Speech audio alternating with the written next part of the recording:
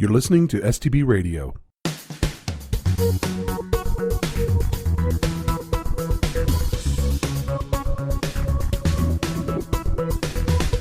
Hello everyone, I'm Mike Lyles and welcome to this episode of STP Radio. I'll be your host today for this series of interviews that we'll be conducting with several speakers who will be attending our upcoming Spring STP conference. STP is going to be in San Francisco, California from April the 4th through the 7th this year. And be sure to check out www.stpcon.com where you can learn more about the conference, the speakers, our special events, and our conference pricing. And if you join now, you can receive our early bird discount, so don't wait too long. You can also follow us on Twitter and Instagram. You can find us with the handle @SoftwareTestPro on both of these. So let's meet our guest. Today we have the Performance Gods. These guys they have coached me. I've followed their works. I have had mentoring sessions from these guys. I have asked questions. And when I worked in performance and through my career, these are the guys I turn to. So I'm proud to present to you three folks in the performance realm: Andi Grabner, Proegler, and Mark Tomlinson. And I'd like to start with a quick introduction from each of you today. So as you're called upon, just let us know a little bit about you, how you got into testing, and anything else you'd like to share with us. So let's start with Andi. Hey, welcome listeners. A couple of words to myself. I started testing actually with my second job. It was like 16 years ago, and I actually started working as a tester for a testing company. So back then it was Segway software. We built the Silk product line, Silk Test, Silk Performer. These folks are still around, but I think I owe them a lot because they brought me into the field of testing, both functional and load testing, and I've ever been stuck in that field since. Now moved on from actually doing testing to more doing the diagnostics piece and the performance analysis. Now working for Dynatrace, and I just love performance because there's so much stuff out there, and there's a lot of things that a lot of people do wrong, and I'll try to teach people, just as all the others that are on the radio show today, we try to teach people to not make the same mistakes all over again. And I think that's what our workshops are going to be about. Thank you so much. Now for Eric, tell us a little bit about yourself. Okay, I started out in programming in the late 90s, and then I moved to testing because programming was kind of boring. Like I couldn't focus on algebra equations for that many hours consecutively. And I started working in testing, and then after a couple years of that, I moved into performance testing, and that's where I've been for about 13, 14 years now. I learned how to test using tools like LoadRunner and QA Load from back when CompuWare was selling load testing. And these days I work for SOSTA, who makes a product called Cloud Test for testing into the tens or hundreds or even millions, hundreds of thousands or even millions of concurrent users. Thank you so much. And last but not least, the Mark Tomlinson. Tell us a little bit about you, Mark. Do I have the word "the" in front of me now? Yeah, I think the. And I know new words now with Eugene in the middle, so that's right. I'm a proper noun. I am an independent performance consultant that, much like Eric, got bored with doing, for me, functional testing. Just was absolutely boring as could be, and so I made the switch, doing some late night load testing of a operational pharmacy app, and no one else was in the office from like 7 p.m. to 7 a.m. It was really nice, and so I enjoyed sort of that alone time. And that got me hooked on performance testing. I've worked for the manufacturer of LoadRunner in its different eras for Mercury and HP. Worked at Microsoft for many years in the different labs. That's where I met Andi, actually, working in the Microsoft Services labs using the Segway products. And now I do independent coaching and consulting and teaching, which is what I'll be doing at STP. Well, let's talk about your workshop, Mark. And I have been in this class, the Performance Puzzler session, and it was amazing. People wanted more. People wanted to hear more. They were excited. It was very interactive. And we're having this as a workshop. And can you tell us a little bit about that?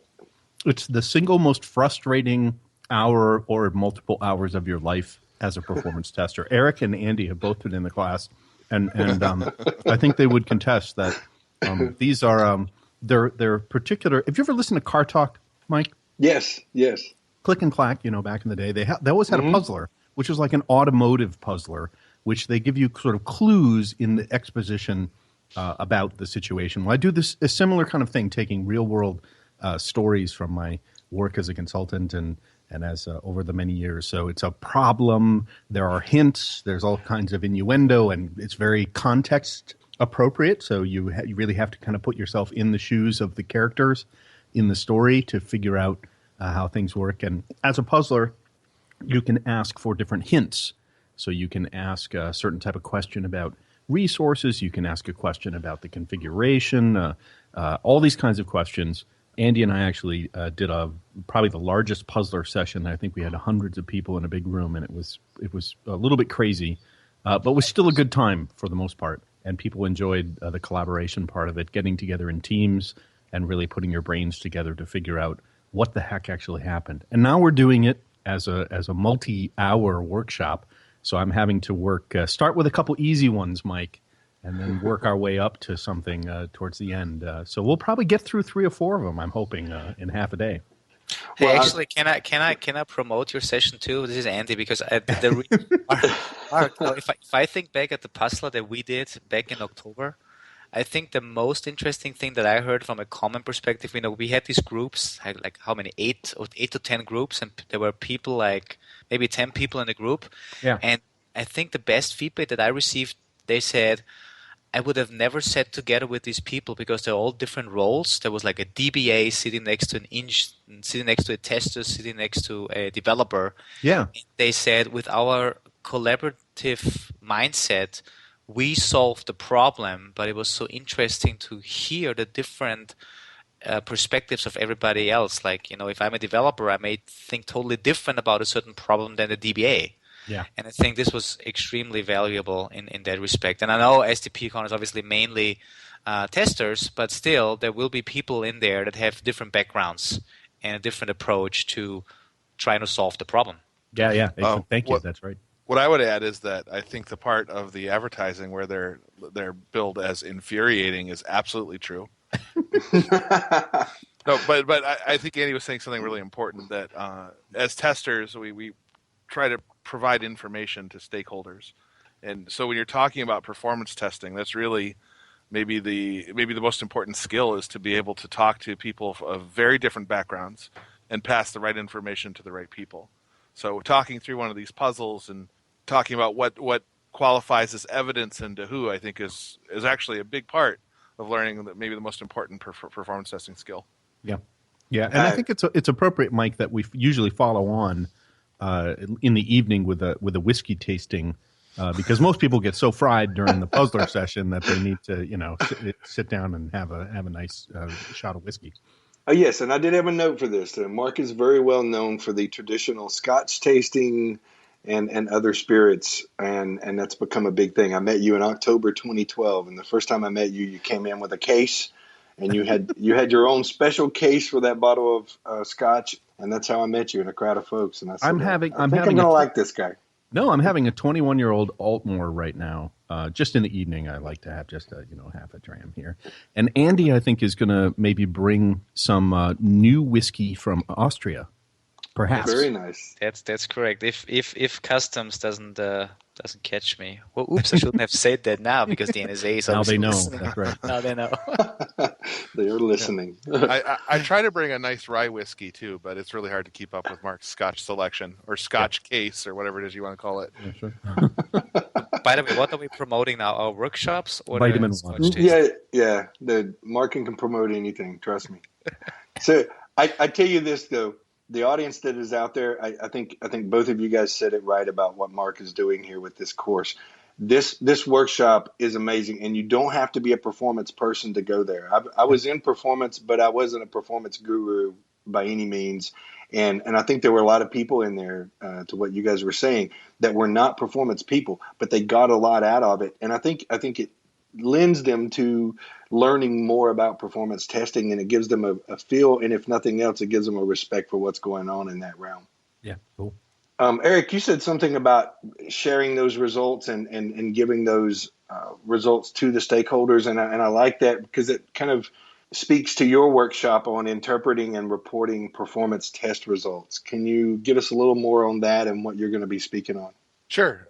So running a performance test to the extent of creating the simulation of what users will be doing when they interact with the website and collecting their the response time in your tests and all those sorts of things. I mean, that's the mechanics of running a load test. But the point at which you establish the value of that load test is when you turn that information into something actionable. So if you run a load test and it doesn't cause you to recommend a change or recommend a go live or a not go live, you're really not getting value out of the test. So to understand what was happening during a test, visualization is the tools. Visualization is the way. We look at a graph, we look at a couple of factors together on a graph, and we figure out which of these speak to us. So when I do a load testing project, I might generate hundreds of graphs to try to figure out what the heck happened, and then there'll be 3 that I show to the key stakeholders that will best illustrate what it is that I learned during the test. And that's sort of the process that I try to go through in the workshop that I'm leading is, what visualizations can help you figure out what happened, and which ones tell a compelling story, and then the mechanics around how do you report on the compelling story in a way that you can add value. I also want to add something to this here to promote it as well. Because, Eric, I remember we were sitting together, it was last year after one of the conferences, and we were sitting outside and you were showing me basically your graphs. And I think what the most interesting thing with what we just discussed there was not only the visualization, but also the correlation of different metrics, right? I mean, that's basically what it's all about. You need to understand how the system changes under load, what changes and what correlates with what. And I think this is also something that I really liked about your workshop and the stories that you present, teaching people the visualization, but also what actually makes sense, which metrics make sense to put on these charts and to correlate them visually and then coming to your conclusions. Yeah, correlation is not causation, but it certainly is suggestive. So finding correlations can be helpful for maybe identifying the right resource. And one of the strategies I recommend is, hey, I found something that seems to be related, and then finding that stakeholder and showing it to them. Find the DBA and say, hey, I saw this increase on some of the database resources at the same time that this class of transactions started to slow down, and kind of gather information that way. If you don't understand the picture you're looking at, there's probably somebody who does. Can you find them and show them the right picture? I wonder, Eric, if there's a lot to be learned as well.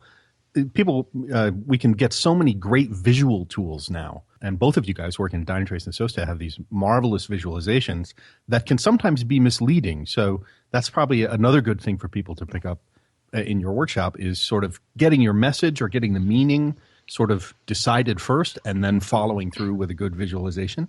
I would say that's true, that using visualizations to figure out what happened is one thing, but I wouldn't turn around and just hand over those same visualizations as the account of what occurred. I mean, the scientific method says I should be able to make a prediction that if I see an increase in this quantity, I should see a limitation in this resource. And then you can test for that using visualizations as the quickest way to see what's going on. And then they also become a great communications medium. But as Mark said, it's important to be able to explain clearly what occurred and have the proper supporting evidence. Because if you report that a problem exists, and it doesn't, or if you report that increasing a resource would increase capacity and it doesn't, well, then your credibility is gone. Agreed. So Andy, you've got a session on metrics with performance testing, and it's a 2-part. It doesn't necessarily has to be the same. You don't have to go to both sessions, but we encourage folks to look at both. The first one is DevOps, find more solutions, not more defects. And the second one is more top performance problems and metrics for testing. So how do you see that fitting and elaborate? So these are my regular conference sessions besides the workshop that I have. So what my big point is, I have a big background in both functional and also load testing. And what I see nowadays, more and more teams hopefully are following, the agile best practices. So that means the tester role sits in the same team as the developer. And I think the role of a tester has to level up meaning that you should not just be measured by how many defects did I find this week. This should not be the only metric that your work is basically measured by your managers.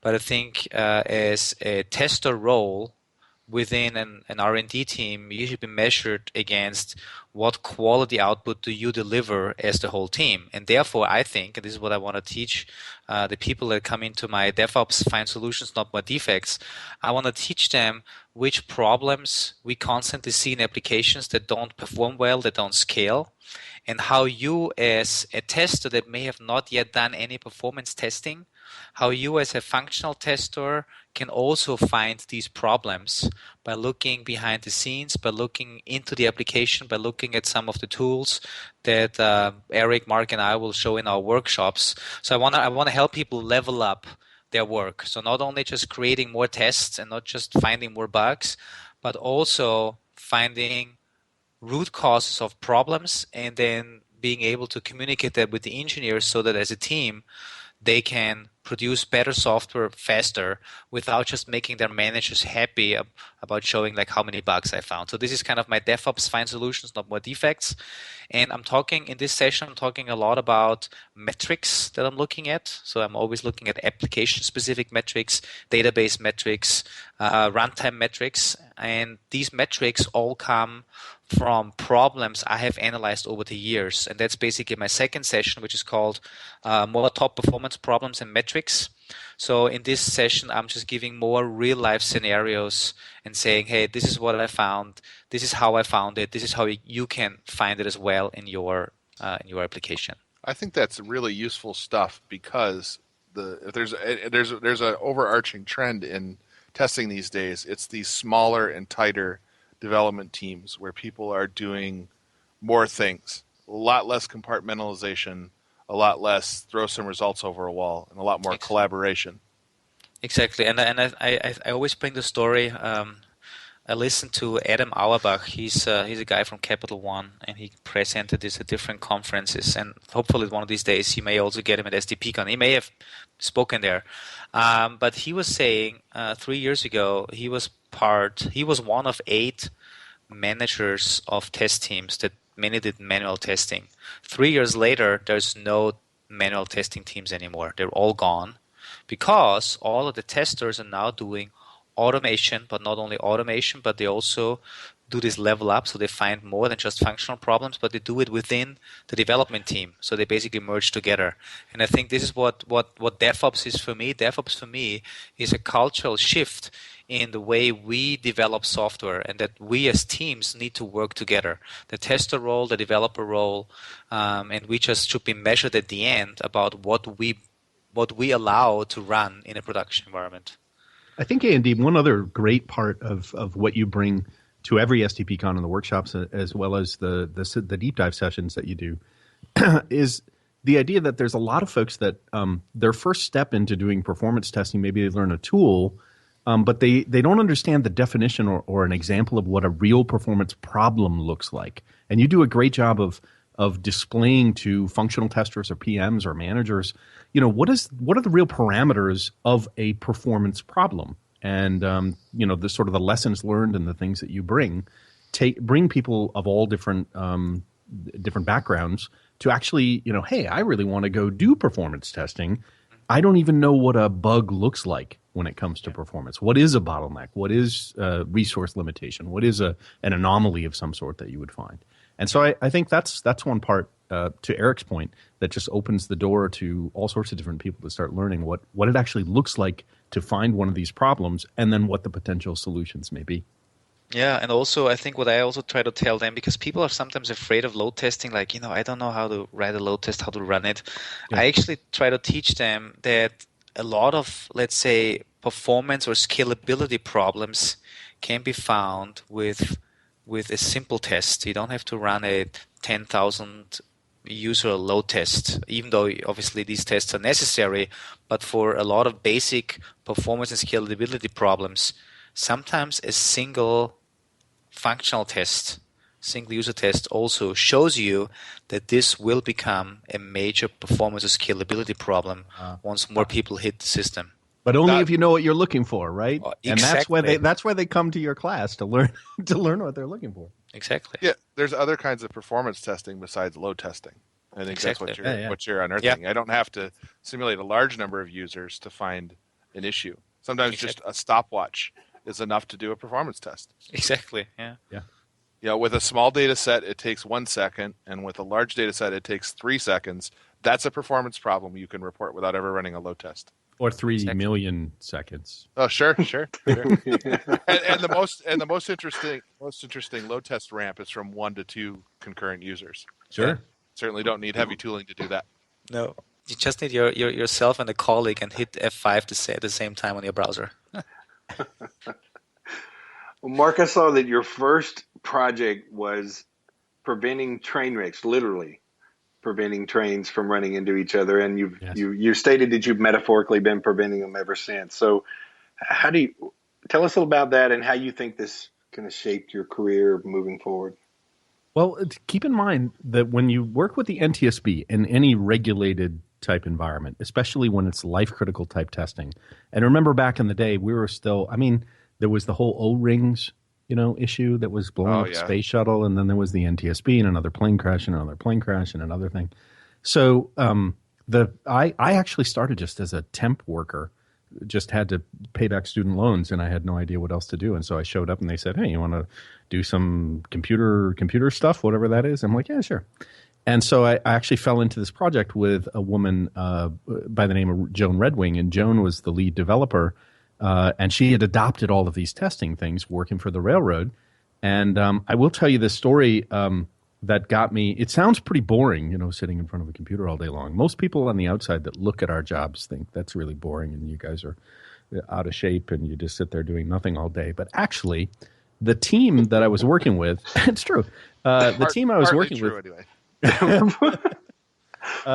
The team I was working with had some dispatchers that took me out to the train yard to give me a feeling for what I was testing and sort of the importance of it and the life-critical nature of it. And, of course, we went out to one of the switch yards there. I think it was in Roseville in Minneapolis.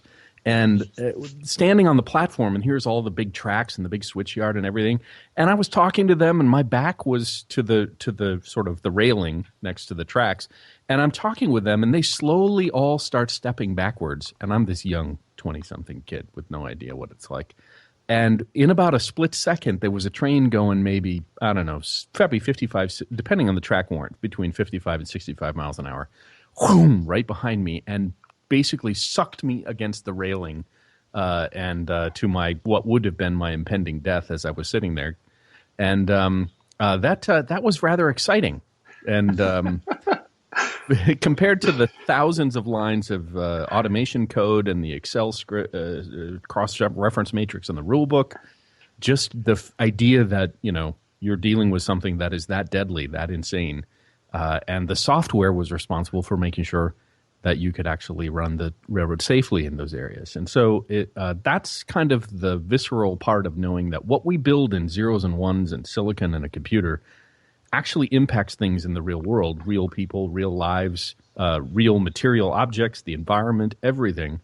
And that, performance has a responsibility, I think, to make sure we do this efficiently and make sure the computing work that we do works functionally under load, functionally and performance-wise. So that's stopping a train wreck is just a metaphor, my friend. Oh, so true. And, I think sometimes getting out there in the middle of and seeing your work, a lot of times, to your point, people will sit at a desk, they'll do their testing, they'll do their work. And then when you go out and you see your stuff in production, and it makes a difference. And being out there, I don't know what it would be like to be that close to a train flying. Oh, it's scary as hell, let me tell you.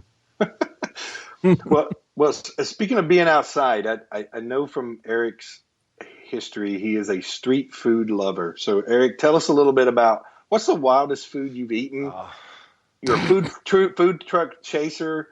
Have you got sick off of food before? So, kind of give us some history of that. I've never gotten sick from a food truck. I have had it from like a regular restaurant.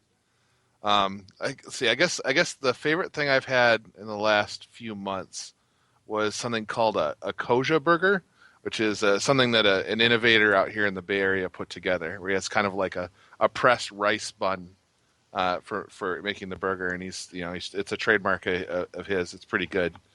There's a food truck I like. It's called Soul Nice, which is the soul food Chinese mashup.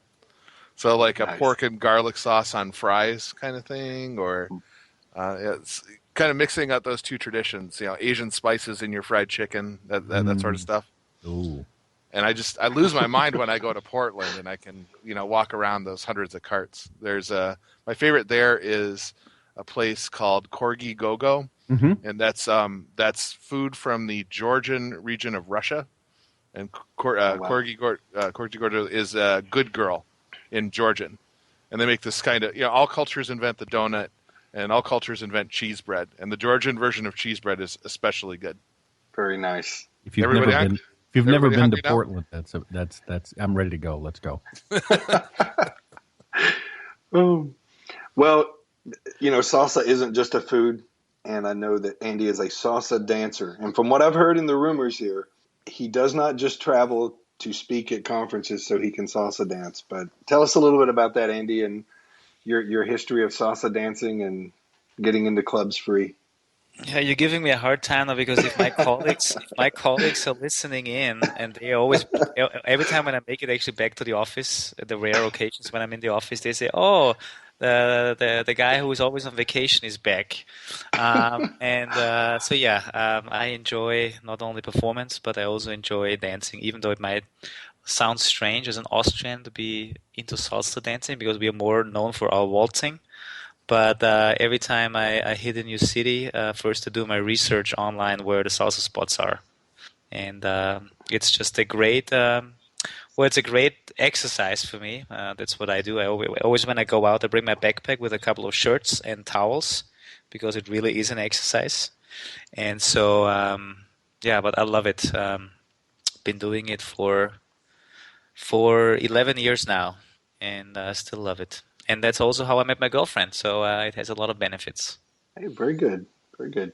Well, you said waltz, and that made me think of a waltz that Prancercise does, and it's my favorite episode. and Mark has a podcast called Perf Bites, and if you're in performance testing, and even if you're not, you got to listen to this. It's a weekly broadcast. They do great things. He's going to be doing a live show at the conference.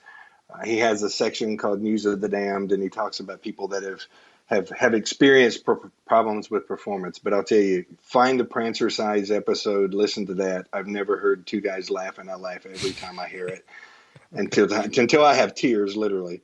Yeah. So, Mark, tell us more about what you expect to do with Perf Bites and just some history of that. It all started with pancakes. No waffles. Not waffles. And no, it's James Pulley and now Howard Turney, which is actually also works for SOSTA with Eric. Eric's actually done an intro with us for SOSTA on the Perf Bites show. Andy's actually been on one of the episodes with us on SharePoint performance. If you want to dig into that one, is really awesome. And then we were at the Dynatrace live at the Perform conference. Thank you, Andy, for that. That was so awesome. And we have a lot of fun. We've in 2016 we're doing some homework back on all the work we have in the back office of Perf Bites. So we've refactored everything into different shows. Howard Torney's got a new interview show, so that's going to be the Performance Engineering Cafe. And so I've actually spent some time over the break writing the theme music and recording the theme music for that. And then James is actually turning the News of the Damned. There's so much coverage that we can do every week, and we have to cherry pick the top few of them, that we've decided to spin it off. And now James is actually going to be the producer of News of the Damned. So he's actually we have 3 hosts, and we're switching into 3 shows. The main show, which will be at probably Wednesday night. I mean, Rick might know more. We'll let you know. Look on the STPCon website to see whether it's Tuesday night, Wednesday night, something like that. Right. We'll do a live broadcast. We've done one at every STPCon, I think, for the last 6 of them. Right. And it's just a blast. We give away a pair of Converse custom leather shoes. We do cover a little News of the Damned. We do a lot of audience participation. and testimonials, and it's all around raucous good time for sure. So this is really great. We're in what I would say our fifth season. We started in 2012, and now we're going into the fifth season. So our theme in this first half of 2016 is all about tools. So we're drilling down into lots of different specific vendors or the state of the union for open source tools, the best things we love about the tools, the things we hate about the tools. It's all tools, tools, tools. And then Andy and I were talking earlier today actually about maybe what we do the second season 6, which I think we'll do on architecture. We may do on something like microservices, or we might do something with different types of architectures for performance, scale out versus scale up, distributed, NoSQL, all these new kinds of trends, cloud architectures or hybrid architectures. That could be the second half of the year. That's kind of where we're at right now, and things have been going really well. And Mike, I hope you're still listening. I am. I finally caught up. Yeah, exactly. We do. We have a lot of viewer mail. We have ask@perfbytes.com. People send us emails. They ask questions about the darndest things. Simple tool mechanics. How do I do X, Y, and Z in LoadRunner versus what is benchmarking? So benchmarking is one of the side shows we're going to do this year. Awesome. Well, Andy, I didn't want to miss your workshop. It's something that we've done in the past at STPCon as a pre-conference workshop and done them on Sundays, and we've tried this out as a workshop during the week, and I'm looking forward to this application performance clinic that you do. I think a lot of folks are really interested in that. Performance folks love it. Can you tell us a little bit about that? Yeah, so basically the idea is I'm going to show some real life examples of apps that I've analyzed. So not only giving puzzlers and hints like Mark is doing, but just showing them, hey, this was the problem and this is the root cause. So I'm giving them some background information on how I analyzed some real life apps in the last year. But then the big piece is bring your own app, BYOA. So bring your own app, and we have a look at your app at the workshop and trying to figure out if there's any performance problem in there, what the problem is. And so I encourage everyone that is coming to the workshop to really bring their own app. The best would be, an app that they bring along on their laptop, or if it's a remote app where we can easily remote in. So we may install some tools. I'm mainly using the free Dynatrace version for doing all these diagnostics. And the idea is walk away with ideas on how to analyze performance problems on your own app. And if you were brave enough to bring your app in front of the crowd, then we do a live diagnostics session on it. So that's kind of the clinic. So walk in with your patient, and we'll try to tell you what's wrong with your patient. Yeah. I think the first one we did was in STPCon Denver. It was at the same time, right? We went over. Yeah. Exactly. It was at the same time. It was not part of STP back then. I think we just organized it on the side. And remember Joe, the database guy? He came in with this. This was a fascinating story because he came in and he said, all the developers are pointing fingers at me for 2 years that it's my database that is the problem. And then we basically looked at the app and we figured out every time when they opened up the report, they were making 24,000 database calls. every single database call was milliseconds, but in total, obviously, 24,000 make a lot of noise. That's a lot of milliseconds. That's a lot of milliseconds. And so, yeah, he was helped with that clinic. Yeah. It was very cool. Bring your own app if you dare. What a great example of the kind of problem you need those sorts of tools to unearth too. I mean, it's really easy to tell when there's a really long query. It's harder to tell when there's way too many queries. Exactly. And in a world where we have microservices, so that means these calls may not come from one machine, but maybe distributed from multiple machines, but they all kind of belong together to the same origin. And that's why it's getting more complex, obviously, to figure all these things out. But it's doable, and hopefully people that join my session will learn more tips and tricks.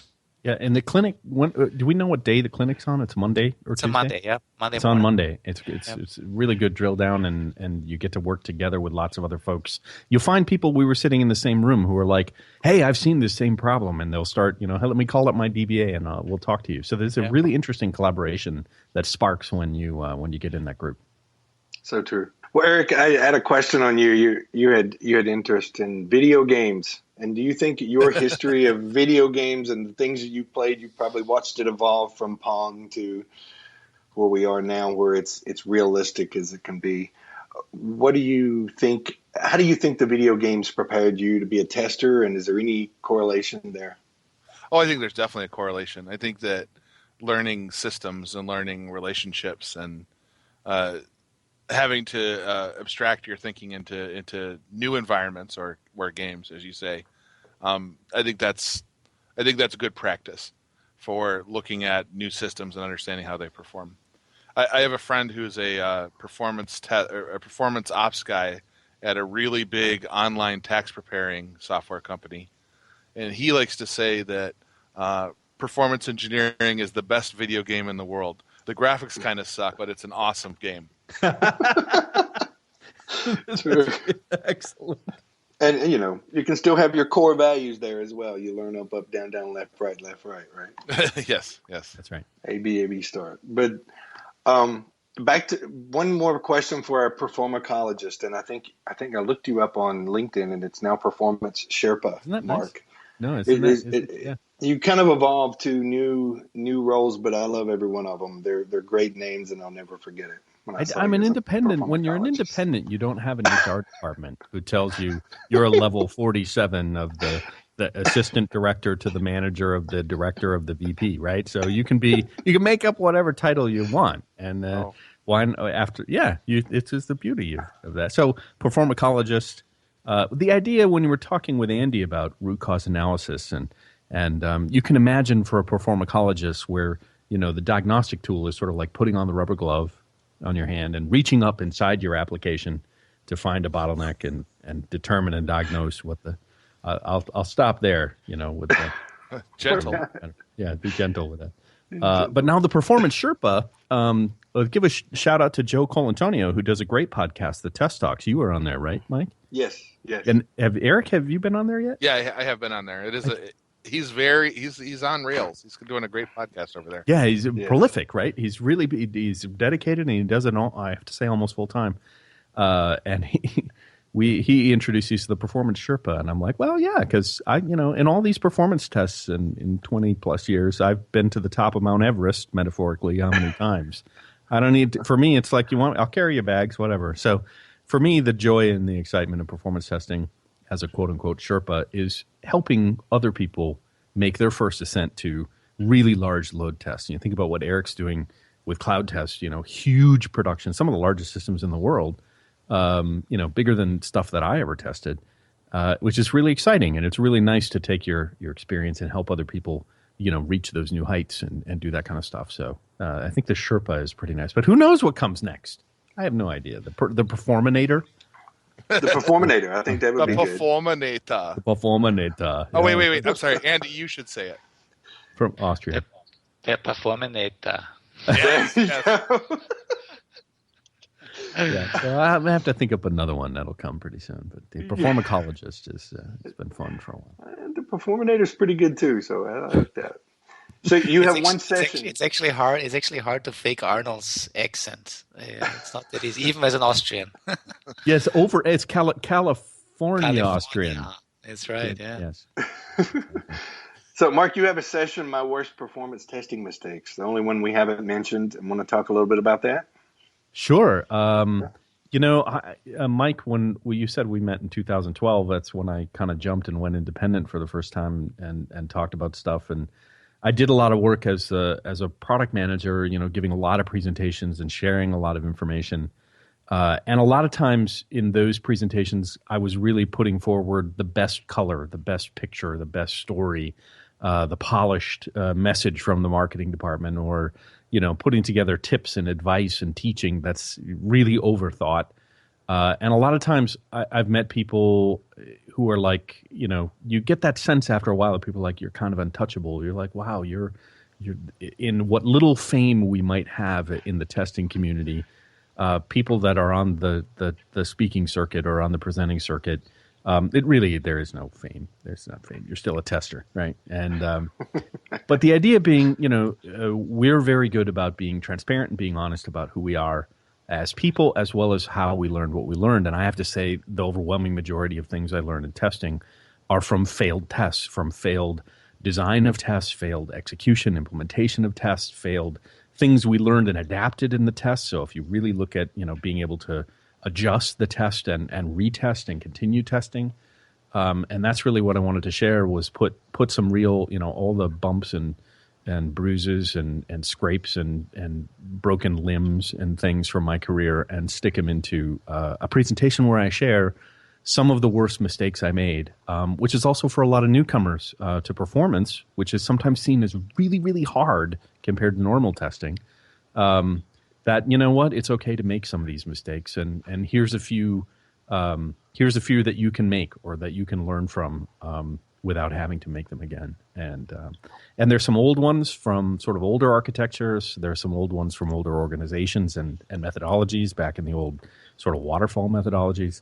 There's a few learnings from more recent customers, my consulting recently, things that didn't go so well, and I had to make up for it. So I wanted to share that, and I think that's a good thing to share somewhere in the evolution of yourself as a teacher and a mentor, is being able to be really transparent about your mistakes, the flaws that you have. And and I think there's a reason self-help books and groups are so popular, because people love to learn from real stories and lessons learned. And I think this is going to be a great session to help people do that. Yeah, I kind of want to be the Wayne Dyer of performance testing. I want to, sort of my inner chi and channel my energy, manifesting the positivity of the future of performance. Isn't that what a timely reference that is. I have to say it's very helpful for someone of Mark's stature, and he's self-effacing, but I mean he's a genuine rock star in our field. For him to be able to share the failures, I think is huge. I mean that is how we all learned, is we were given enough opportunities to screw up to where we could occasionally get it right. And we all, everybody's career is full of the 100 times they failed, and then the 1 or 2 times that things went well, and they never would have gotten to those without going through all the different mistakes they had to make. You had to have forgotten to carry a 0 on your virtual user model, or you had to have reported the wrong average response time for something, or whatever the mistakes are that Mark will share, surely more interesting ones, along the way to get to the point to where you could be a credible, knowledgeable person in the field. Yeah, or be helpful, to people that are going through the same thing that you and I and other folks have went through. Yeah, sure. So we've heard from the Sherpa, and now I want to talk to Andi about your likes or hiking, skiing, biking, running. If you put swimming in there, you could be a triathlete. You know that. That's good. So I did that last year actually twice, and I suck at swimming, I tell you. Join the crowd. I just wish I would see somebody running sometime who didn't look like they were suffering. Maybe I would be more interested. And the one last thing I'll say that's interesting about you guys is I think 2 people at least in this room can speak German, right? Mark, Andi? Ja, ich kann ein bisschen Deutsch. Ja, nicht schlecht. Ja. Nicht schlecht, ne? Ausbaufähig. Ganz. 2 Maß Bier, bitte. Oh, really? Für mich und meine Freunde, ja? Ja, sehr gut. Das wird großer Rausch. That's a little bit of combination of German and Spanish. There you go. Did you pick up? 2 Maß. It's 2 Maß, yes. It's two more. 2 Maß, por favor. Yeah, and Maß is also obviously the unit for a liter of beer, which is the only unit that they sell in Munich. Which is the only unit you should really be ordering anyway. That's correct. Yeah, otherwise, if you actually try to order beer during Oktoberfest or in the Hofbräuhaus and you order something smaller than a liter, they say, come back when you're thirsty. Seriously, they only serve at the high peak time. You only get liters, the Maß. Yeah. Done. Guys, this has been wonderful. I think we could talk for hours and hours, but I want to end with. We could even talk in German for hours and hours. We could. I tell you what, come to the whiskey tasting at STPCon, and I will teach you instant German. I have a technique. Anyone that speaks English can learn how to speak German instantly.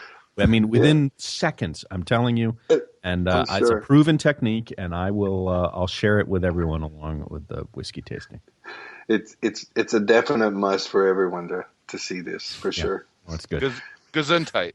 No. We're talking real Deutsch. You'll leave the room speaking this way, and people will think, "Oh my gosh, Eric is actually German."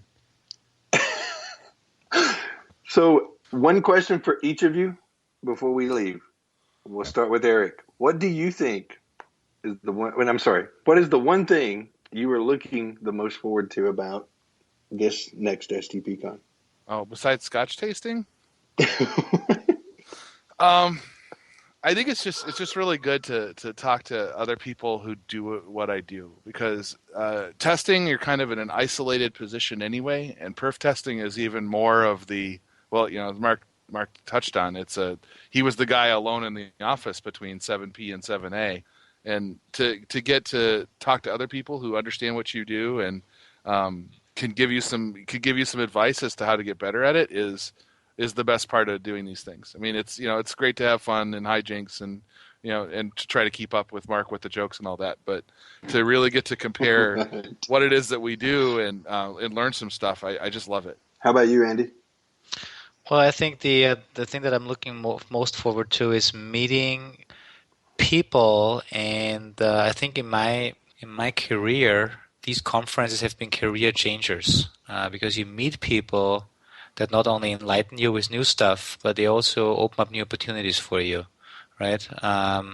So I think this is the great thing: learning, getting to know more people, and leveraging that in your future careers. And Mark. Yeah. All right, go ahead, Eric. Oh, absolutely. My last couple jobs happened because I met somebody at a conference and stayed in touch, and then they called on me when they needed someone. Yeah, and I don't even remember that guy's name during the Scotch tasting. I think I had 6 or 7 of what that guy's name was, whatever. So what are you looking forward to, Mark? Mostly, I think it's being inspired. We work really, really hard, and it's a job to some extent people overlook. It's a rather thankless task, this idea of testing being taken for granted, and then when you don't do it, it's a brutal task, and they never give you enough time, and they never give you props, or it's hard to formulate a career path even. And when you're with your tribe, to Eric's point, when you're around people who speak your language and there's no translation overhead, except for German, there's no, you can be instantly in touch with people that understand you, and you can sort of let that guard down, or let that shield down, and connect with people and be inspired. That's what STPCon has always done for me, and I hope it's something everyone experiences. It's very busy. Things move very fast. It's a pretty intense conference. But it's a very inspiring conference, both personally and, like you say, for your career. So, yeah, it should be great. I'm looking forward to it.